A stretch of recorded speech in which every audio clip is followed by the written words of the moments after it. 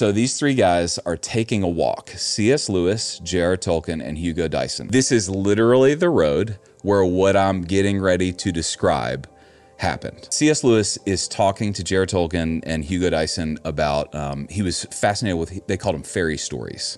We call them fairy tales, they call them fairy stories. And he starts noticing, like, man, in all these different cultures and all these different times all over the world, they all have the same fairy tales. And they all came up independent of each other. The brave prince slays the dragon and gets the girl, or the king from a far off country comes and kisses Sleeping Beauty and awakens her from the sleep of death. And they was like, man, all these fairy tales are the same. So they're on this walk on that road right there. And J.R. Tolkien, a Christian, begins explaining to C.S. Lewis that the reason all the stories are the same is because there's a story that's underneath every story.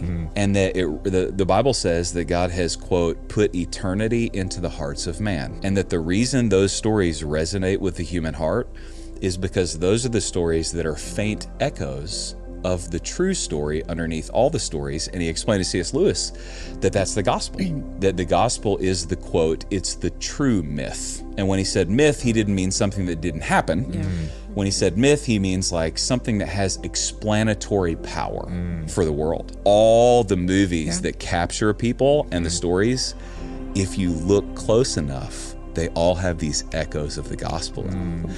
So J.R. Tolkien explains this to his one more, C.S. Lewis. And then I'm going to read to you, this is a letter that C.S. Lewis wrote later in his life about his conversion to Christianity. Just 9 days after Lewis's conversation with Tolkien on Christ being the true myth, Lewis took the final step in embracing the divinity of Christ while riding in his older brother's motorcycle sidecar on the way to newly opened Whipsnade Park Zoo in Bedfordshire. He recounts, and this is what Lewis said, "I know very well when, but not how, the final step was taken. I was driven to Whipsnade one sunny morning. When we set out, I did not believe that Jesus Christ is the Son of God, and when we reached the zoo, I did. Yet I had not exactly spent the journey in thought."